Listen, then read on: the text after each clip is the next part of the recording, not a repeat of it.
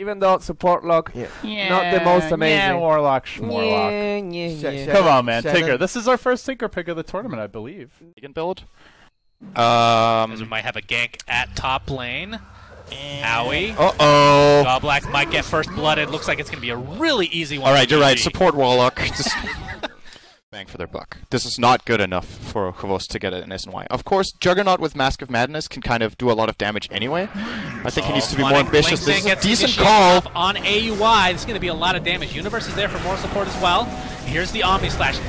Creeps are tanking it a lot. Here comes the Sonic Wave. Is going to connect on two, along with the Chaotic Offering. Fear at a very low HP pool. And the Supernova is placed as well. Overgrowth on top of it. Look at the damage between the two. And Goblak. It's going to be the third death for Na'Vi. All they lose is the Troll, but that's the Aegis intact. And we talked, I think the panel was talking a bit about the Overgrowth and Supernova. In case he was next to him. Just I see. Random attempt. Speaking There's of your favorite item, SNY, Fear has it. Yeah, I was going to mention that. You're good friends with Fear, so I'm sure you approve. Oh, he's going to get caught out and just brought down in the heartbeat. Okay. The living armor.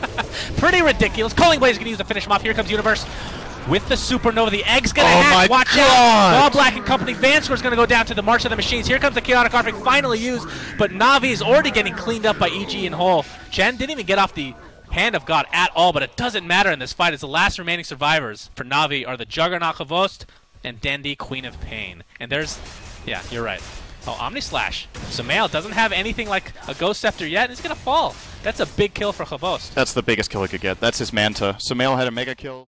So, Blink Supernova, is that typically what's... I mean, you want to drop your Fire Spirits first, right? But the Supernova, or the Blink gives him... It reduces the travel time to set up the Supernova. And, of course, it allows him to make plays like he just did with Blink and Supernova out. Okay, this is very risky, Na'Vi. Funnick getting destroyed, but here comes the Sonic Wave. Fear at half HP. Funnick's going to be the first to fall in this engagement. Fear will follow suit. It's a 1-for-1. AUI not able to get off much as he's going to drop to the deck. Universe gets a beautiful Supernova stun overall. Sumail on the cliff with March of the Machines going to help his teammates get out. The buyback from Troll Warlord is in tow as well. Dendi stuck in the wrong place at the wrong time, and of all things, Universe gets the kill with Sunray onto Rubick, and now the pressure is on Na'Vi as Goblak attempting to TP out. It's not going to happen. The last remaining survivor for Na'Vi is XBOCT on the Juggernaut. This is going to be a free rush. It did cost the Chen down on it.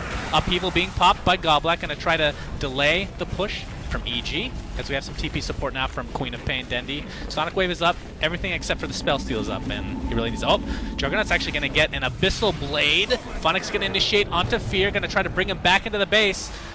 Damage being done by Universe to kite them just a bit. PPD not able to get anything off. He gets healed at the last second.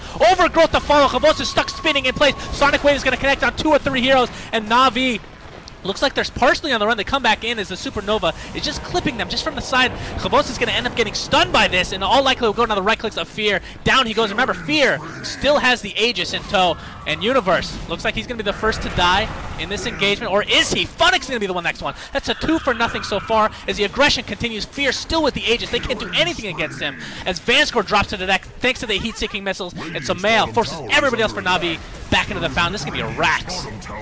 A Rax! Yeah, that was actually a really good attempt from Na'Vi. It was a good Chaotic Offering, great silence onto the Phoenix, exactly what they needed to do there. Got a lot of damage out, couldn't really bring down Fear, and he did have the Aegis, so it would have been hard in any case, but I think the biggest... Something like that. Yeah.